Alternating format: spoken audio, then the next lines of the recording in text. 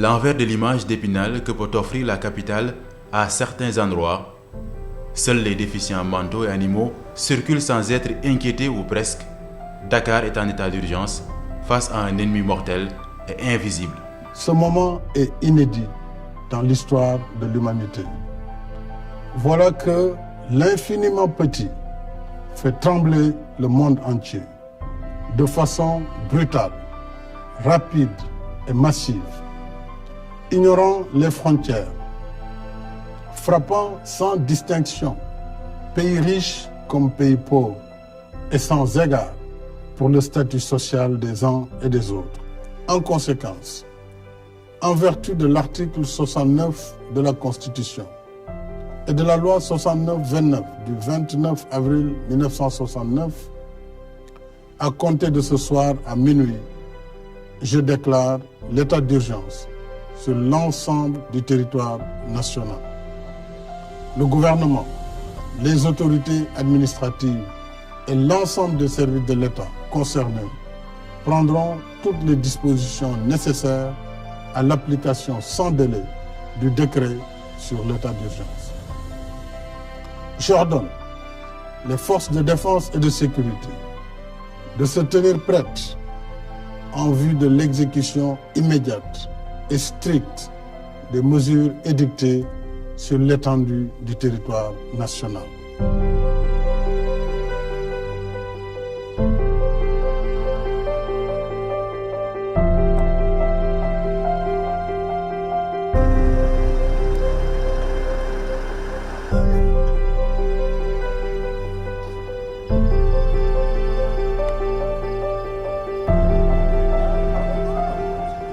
Le couvre-feu est déjà en vigueur et elle est appliquée dans toute sa rigueur sur l'ensemble du territoire national.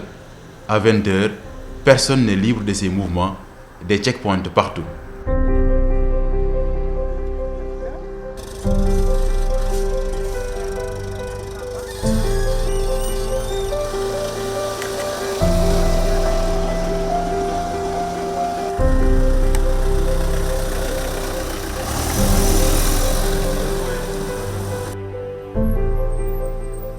Pour pouvoir circuler, il faut une dérogation ou une justification solide. Les instructions sont suivies au détail près. Éléments des forces de l'ordre, médecins, agents de l'administration ou encore hommes des médias.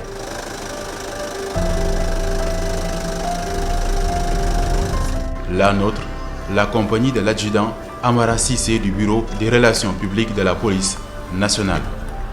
Bonjour, l'adjudant Amara Sissé, BRP. Ça va bien. Merci.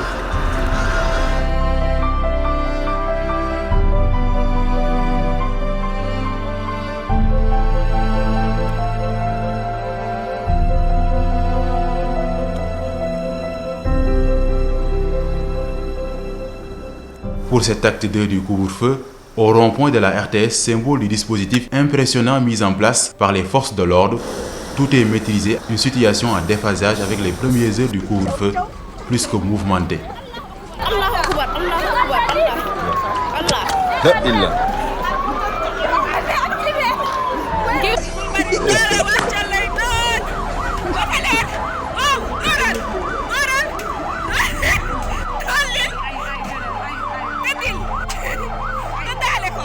Ces images deviennent virales sur les réseaux sociaux. La police est accusée par des Sénégalais qui dénoncent ce qu'ils qualifient de violence gratuite et de manque de pédagogie. Sa réponse sonne comme un mea culpa. À travers ce communiqué de son bureau des relations publiques, la police nationale reconnaît des interventions excessives dans ses rangs et informe avoir pris des sanctions internes, mais pas question pour elle de reculer, ni contre la Covid-19, ni contre les récalcitrants, y compris dans les quartiers sensibles comme Colobane ou encore Grand Yoff.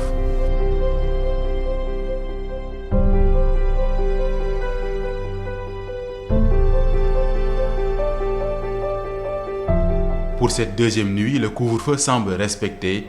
Seuls certains curieux suspendus de leur balcon, smartphone à la main, prêts à immortaliser la moindre scène insolite, donnent signe de vie.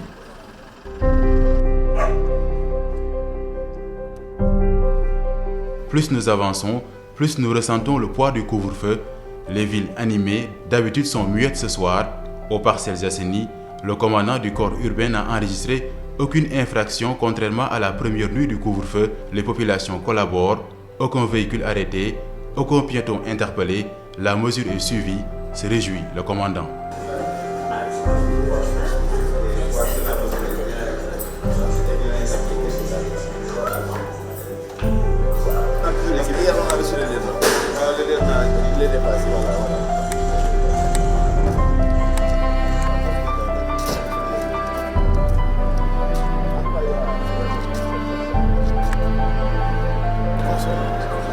Maintenant, pour ceux qui sont...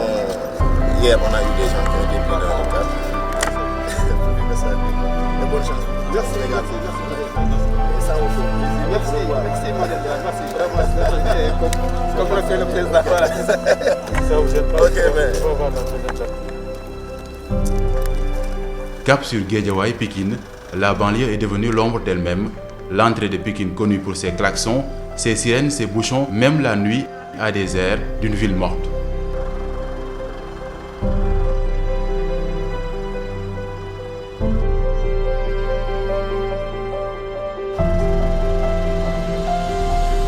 Le marché syndicat qui respirait au-delà de 20 heures retient son souffle jusqu'à l'aube. La banlieue bouclée, l'adjudant Amara Cissé, rassuré, peut rallier le centre-ville. Ça va bien? Merci bien. Voilà.